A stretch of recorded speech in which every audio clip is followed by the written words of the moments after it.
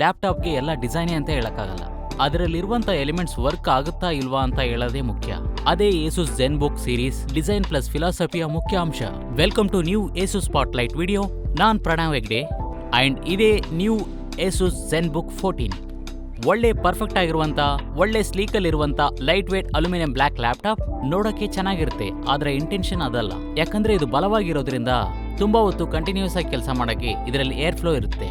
ಅದಲ್ಲದೆ ಏಸುಸ್ ZenBook 14 ಕೈಯಲ್ಲಿ ಹಿಡಿತದಿಂದ ಇರೋದ್ರಿಂದ ಒಳ್ಳೆ ಪರ್ಫಾರ್ಮೆನ್ಸ್ ಕೊಡುತ್ತೆ, ಡ್ಯೂರಬಿಲಿಟಿ ಕೂಡ ಇರುತ್ತೆ. ರಿಯಲ್ ವರ್ಕ್ ಫ್ಲೋಸ್ ತಕ್ಕಾಗೆ ಅದ್ಭುತವಾಗಿ ಡಿಸೈನ್ ಮಾಡಲಾಗಿದೆ. ಲ್ಯಾಪ್ಟಾಪ್ ನ ಓಪನ್ ಮಾಡಿದ ತಕ್ಷಣ ನೀವು ಅರ್ಗೋಸೆನ್ಸ್ ಕೀಬೋರ್ಡ್ ಇರೋದನ್ನ ನೋಡಬಹುದು. ಇದರಲ್ಲಿ ಟೈಪ್ ಮಾಡಕ್ಕೆ ಕಂಫರ್ಟ್ ಮಾತ್ರ ಅಲ್ಲದೆ ಚಾಸಿಸ್ ಅಲ್ಲಿ ಒಳ್ಳೆ ಏರ್ ಫ್ಲೋ ಇರೋದ್ರಿಂದ ಎವ್ರಿಡೇ ಮಲ್ಟಿ ಟಾಸ್ಕಿಂಗ್ ನ ನೀವು ಸುಲಭವಾಗಿ ಕೆಲಸ ಮಾಡಕ್ಕೆ ಇದರ ಪರ್ಫಾರ್ಮೆನ್ಸ್ ನಿಮಗೆ ಸಪೋರ್ಟ್ ಮಾಡುತ್ತೆ. ಇದರಲ್ಲಿ ಒಳ್ಳೆ ಅಂಶ ಏನಂದ್ರೆ 14 ಇಂಚ್ ಏಸುಸ್ ಲುಮಿನಾ OLED ಡಿಸ್ಪ್ಲೇ ಇರುತ್ತೆ. ಇದರ ಬೆಸಲ್ ಸ್ಲಿಮ್ ಆಗಿರೋದು ಮಾತ್ರ ಅಲ್ಲದೆ ಲುಮಿನಾ OLED ಟೆಕ್ನಾಲಜಿ ಮುಖಾಂತರ ರಿಚ್ ಕಾಂಟ್ರಾಸ್ಟ್ ಮತ್ತು ಕಲರ್ ಅಕ್ಯುರೇಸಿ ಇರೋದ್ರಿಂದ ಇದರಲ್ಲಿ ವಿಜುವಲ್ಸ್ ತುಂಬಾ ಚೆನ್ನಾಗಿರುತ್ತೆ.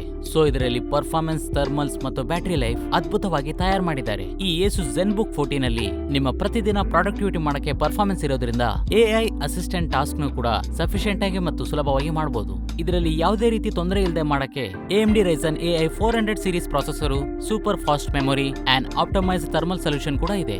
ಏನೇ ಈ ಡಿಸೈನ್ ಥಿನ್ ಮತ್ತು ಲೈಟ್ ಆಗಿದ್ರು ಕೂಡ ಈ ಏಸುಸ್ ZenBook 14 ಅಲ್ಲಿ ಬ್ಯಾಟರಿ ಲೈಫ್ 25 ಅವರ್ಸ್ ಮೇಲೇನೆ ಸಿಗುತ್ತೆ. ಸೊ ಇದರಲ್ಲಿ ವರ್ಕ್ ಮಾಡೋದು ಮಾತ್ರ ಅಲ್ಲದೆ ಕ್ರಿಯೇಟ್ ಮಾಡೋಕೆ ಪೂರ್ತಿ ದಿನ ನೀವು ಕನೆಕ್ಟೆಡ್ ಆಗೇ ಇರಬಹುದು. ಇದರ ನಡುವೆ ಬಂಡಲ್ ಆಗಿರುವಂತಹ 68 ವಾಟ್ ಚಾರ್ಜರ್ ಎಲ್ಲಿದೆ ಅಂತ ಹುಡುಕುವಂತ ಅವಶ್ಯಕತೆ ಇಲ್ಲ. ಇದರಲ್ಲಿ IO ಪೋರ್ಟ್ಸ್ ಇರೋದ್ರಿಂದ ಕೇಬಲ್ ಸಮಸ್ಯೆನೇ ಇರಲ್ಲ. ಸೊ ನಿಮ್ಮ ವರ್ಕ್ ಸೆಟಪ್ ಡೆಸ್ಕ್ ಅಲ್ಲಿ ಇದ್ರೂ ಪರವಾಗಿಲ್ಲ, ಕೆಫೆಯಲ್ಲಿ ಇದ್ರೂ ಪರವಾಗಿಲ್ಲ, ಇದು ಫ್ಲೆಕ್ಸಿಬಲ್ ಆಗಿರುತ್ತೆ.